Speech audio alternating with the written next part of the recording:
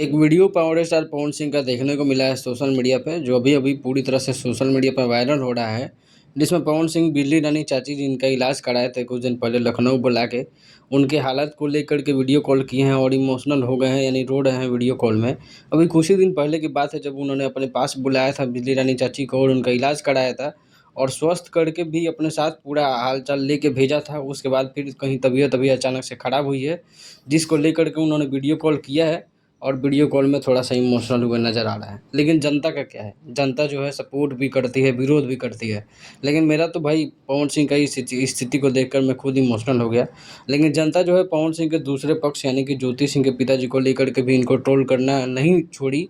यानी कि जब उन्होंने इंटरव्यू दिया था कि मुझे देखने नहीं है पवन जी, तो जनता ने बोला कि पवन सिंह जो है सिर्फ़ एक तरफ़ा काम करते हैं और जो है मतलब विरोध करने में पीछे नहीं हटे लोग। बाकी आप लोग अपनी राय ज़रूर देना कि पवन सिंह ने अच्छा काम किया या गलत किया ज्योति सिंह के साथ, या फिर अपने जगह पे वो सही है। मिलते हैं अगले वीडियो में।